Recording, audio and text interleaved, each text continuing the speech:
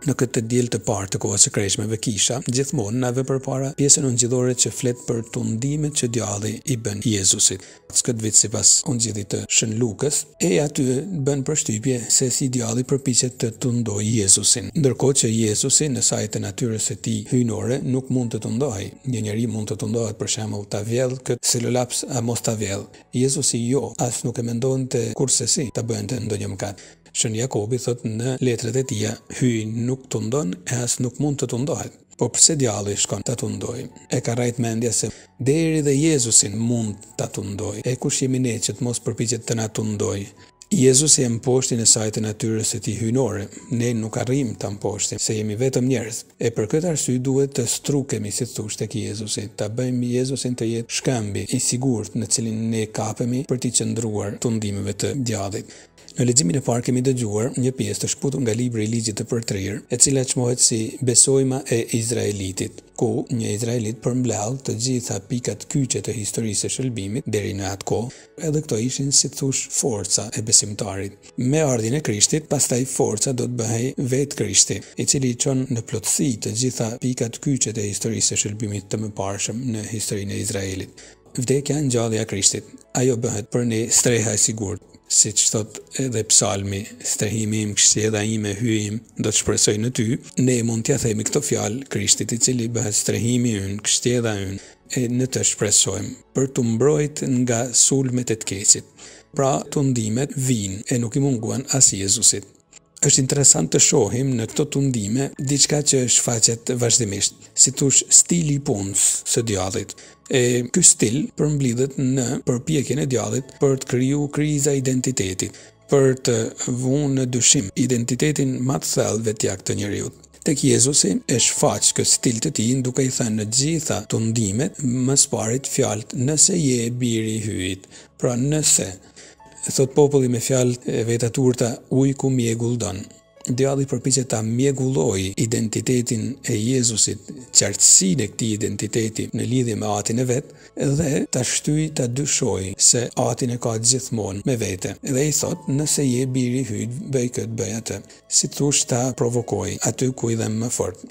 Por Jezusi e tha, nuk mund të provokohej. Prandaj me një qartësi absolute gjithmonë ka një përgjigje shumë të qartë të prerë ndaj tundimeve të djallit me këtë stil të tij që thamë është në mënyrë konstante i përdorur në tundimet që ban. I thot pra në tundimin e parë, djalli nëse je biri i hyjit, urdhëroi këtij guri të bëhet buk. Ne djalli shpeshherë na tundon pikërisht me frikën se ndoshta nesër nuk do të kemi çfarë të ham e çfarë të pim. Sa do të drejta që janë këto shqetësime, shpesh mund të na çojnë të notojmë në ujëra të thella të rrezikshme, që do thotë të shtyhemi në një jetë pa Zotin e pa dashurinë për njëri tjetrin. Mund të na shtyjnë të vëmë në dyshim bukurinë e lëshimit në dorën e Zotit, edhe të zgjidhim mëkatin për të fituar bukën e përditshme. Jezusi i përgjigjet në mënyrë të prerë, njeriu nuk mund të jetojë vetëm me bukë. Me këto fjalë Jezusi nuk ka ndërmend të na bëjë të mendojmë se nuk na duhet gjë buka për jetesë, por thotë se nuk duhet vetëm buka. Pra njeriu nuk është i përbërë vetëm nga ana e tij biologjike. Nuk mjafton një shpjegim biologjik për të folur mbi krejt njeriu, por ka edhe shumë aspekte të tjera që duhet merren parasysh, ndërto edhe aspekti shpirtëror. Në këtë aspekt shpirtëror, për sa i përket jetesës së përditshme, të dimë se ekziston provania hyjnore e çoçkeme të që ekziston. Besimtari gjithmonë duhet ta ketë parasysh këtë gjë për të mos lujt me zjarrin, pra për të mos zgjedh mëkatin për të siguruar jetesën, sepse në fakt, sikurse bekimi i Zotit ka pasoja jetëgjata tek njeriu, ashtu edhe shkatërimi i mëkatit mund të ketë pasoja jetëgjata në jetën e tij. Djalli kalon në fazën e dytë, duke tunduar në një tjetër aspekt. Fton që të përkulet para tij në adhurim dhe i thot se në shkëmbim do t'i jep të gjithë pushtetin e lavdinë e mretërive të botës që sipas djallit qenkën të tij. Djalli është renacak. Jezusi i thot për ta në Ungjillin e Gjonit, është renacak dhe baba i rrendës. Nuk është e vërtetë se janë të tij mretëritë e botës. Nuk është e vërtetë se në botë ka vetëm njerëz të këqij. Ka edhe shumë të mirë, madje janë shumica. Edhe pse për to flitet rrallë. Mediat moderne mjerisht nganjëherë duket sikur bëhen aleate të fuqishme të djallit në këtë fushat të tij, për të mjell panik, për të mjell shkurajim tek njerëzit e mirë, për të thënë se nuk ja vlen të jemi të mirë. Djalli është gjë e mrapsht, është mrapshtan i përmys të vërtetat. Por me këtë lloj tundimi nganjëherë josh shumë njerëz, sepse pushteti josh. Sa luftrat bëhen vetëm për pushtet, sa mëkatet bëhen vetëm për pushtet. Jezusi i përgjigjet, adhuro Zotin hyjin tan dhe vetëm atij shërbej. I përgjigjet i prerë, duke cituar shkrimin e shenjtë. E ne kështu duhet bëjmë, shpesh duhet të citojmë Shkrimin Shenjtë, ta njohim Shkrimin Shenjtë, ta përdorim si armën tonë të sigurt dhe patjetër do të ndriçohemi në luftën kundër tundimeve, edhe në luftën kundër shkurajimeve kur bijem në tundime. Përdorimi i Shkrimit Shenjtë është rruga më e shkurtë e më efikase.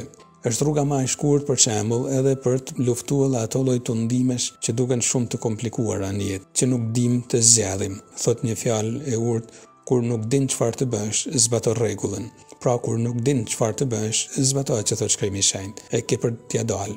E duke e parë se Jezusi përdor Shkrimin e Shenjtë në qendresën e tij, djalli atëherë në taktikën e vet përdor edhe ai Shkrimin e Shenjtë. I thot, nëse je biri i hyjt, hidhu prej këtu poshtë, sepse Shkrimi i Shenjtë thot, hyj për ty do të urdhëroj engjëj vet që të ruajnë. Por duhet ta përdorim mirë Shkrimin e Shenjtë, jo ta përdorim keq. Djalli praktikisht po përpiqet këtu ta mbështjellë helmin e tij me bukë. Janë rastet kur e keqja serviret si e mirë, kur njerëzit me emrin e Zotit, gjoja me një mirësi në ndihmë të njerëzimit, servirin shumë mashtrime. Kjo është e keqja më e madhe, e keqja më e ndërlikuar. Janë për shembull edhe rastet kur në ritet magjike që shpesh mjerisht edhe ekzistojnë, magjistarët hiqen edhe si njerëz të shenjtë, e mbushin shtëpinë e tyre me figure, me shenja të fesë, për të thënë se janë njerëz të Zotit, por në fakt janë shprehimisht duke u marrë me rite djallëzore. Kujdes, të përdorim emrin e Zotit për të bërë keq është e keqja më e madhe. Por thonë, duhet ta përdorim mirë Shkrimin e Shenjtë. Thoshte Shën Leonardo Morialdo, ta bëjmë mirë të mirën. E prandaj Jezusi përgjigjet me një pjesë tjetër të Shkrimit të Shenjtë që thotë, mos e tundon Zotin hyjin tënd. Jezusi e ka zemrën e pastër. Jezusi është thellësisht i lidhur me Atin e vet në dashuri. Është thellësisht i larguar nga egoizmi. E prandaj zemra e tij e pastër e bën që ta përdorë si duhet Shkrimin e Shenjtë. Pastërtia e zemrës, pra, që nga sita në të cilën Shpirti i Shenjtë na nxit që të shoqërisim si duhet në ndërgjegjen tonë. T'i afrohemi Krishtit, i cili me fuqinë e tij na i largon tundimet e na mbron prej tyre. Ato që i lejon të na vinë, i lejon për të na bërë ta kërkojmë ato edhe më shumë, në mënyrë që ne të shenjtrohemi edhe më shumë në jetën tonë. Të strehohemi tek Jezusi, tek urtia e tij, të kapemi pas Shkrimit të Shenjtë, por për ta përdorur siç duhet Shkrimin e Shenjtë, thamë të mësojmë prej pastërtisë së zemrës së Jezusit. E prandaj këtu e kuptojmë se krishterimi nuk është një besim që bazohet tek një libër, por tek Krishti, i vdekur e i ringjallur. Për të, mund të themi, e përsërisim edhe këtu fjalët e psalmistit. Ti o Jezus, je strehimi im, kështjella ime, hyjim do të shpresoj në ty, e aty në këtë kështjellë mbrohemi nga kurthet e armikut.